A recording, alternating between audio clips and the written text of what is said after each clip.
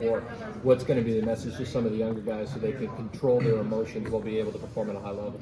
Yeah, I think it's just you got to find a balance between. Sorry, I'm a little hoarse today after the celebrating and everything, but it's a balance between getting amped for the game and knowing the magnitude of the game and the importance of the game, and while also just going out there and enjoying the moment and embracing the moment, embracing the journey out there. So I think it's going to be a cool thing. We've got no school this week, as always, during this week, and I think it's going to be cool for some of these young guys to see how we prepare and how we attack this week. Because, as everybody knows, you never take any game lighter or heavier than the other, but this one there's just a little bit different kind of focus and a different kind of attitude whenever you prep for this week. So I'm excited to be able to lead those young guys and hopefully achieve that balance before Saturday. Luke, the young guys have played a ton this season. How much have you seen them grow? Just offense, defense, everywhere.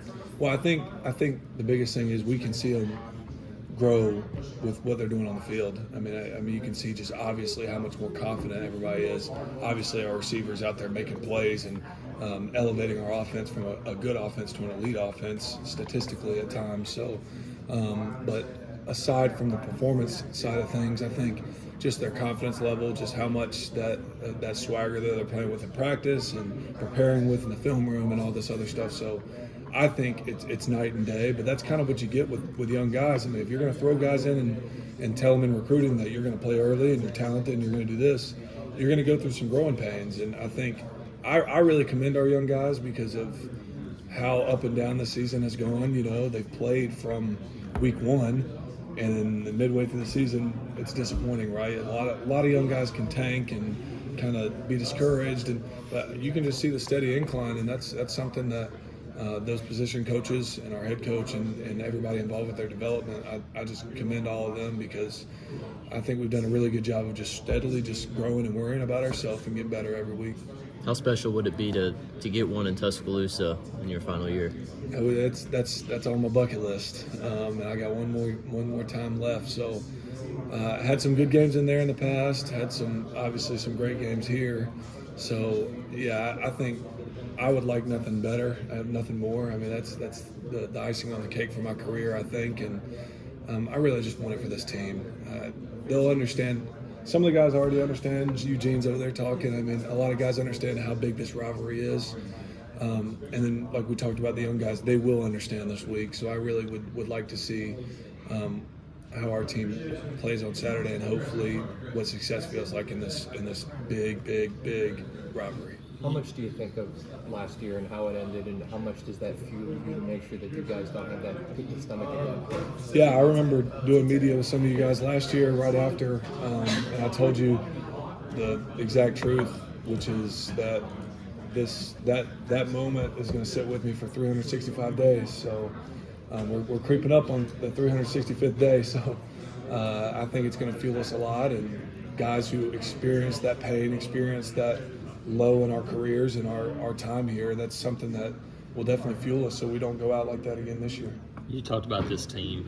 How proud are you of just from top to bottom the continued fight that you guys have put up each week? Man, I sent out our leadership council the other day.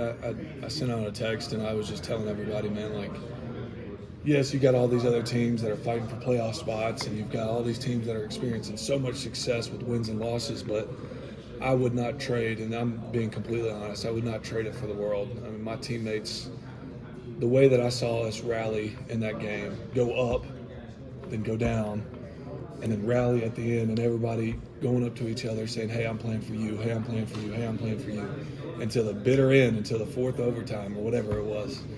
Man, there's no better feeling than operating with a team and trying to lead a team that truly cares about one another and cares about me, cares about our other leaders. And I had multiple guys come up to me on the sidelines and tell me when it was the end of the game, like, hey, we're going to win this for you guys.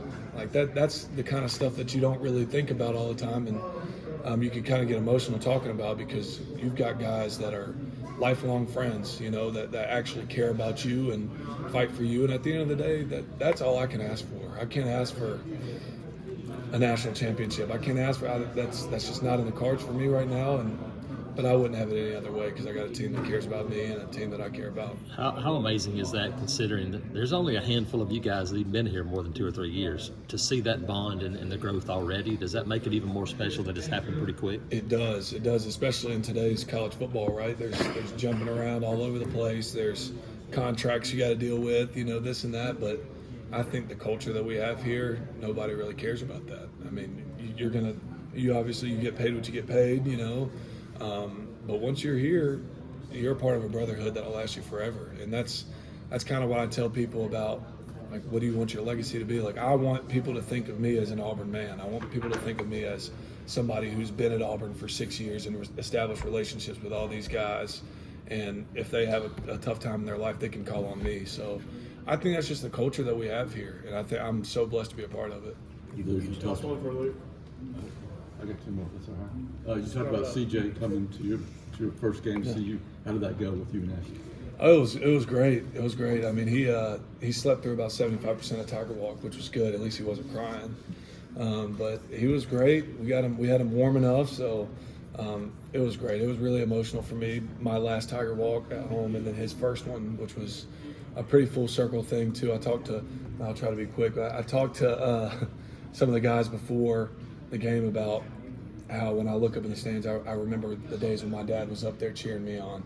So being able to have my son there and kind of come full circle in that, it was really special for me. And your thoughts on being Auburn's Iron Man, 64 games played, most ever. That's what I tell people. I don't know if is that a good thing or a bad thing. I mean, I don't know. No, I'm honored too, and I'm thankful for every game that I got to play in, and I'm just glad I can stick it to Shank because he had the record before me, I think. So that's about it. Tight ends. Yeah. Will your son be at the Iron Bowl? He won't. He will not be going to Bryant Denny. Love the atmosphere, but not really family friendly in my opinion. Thank you, Thanks, Luke. Luke.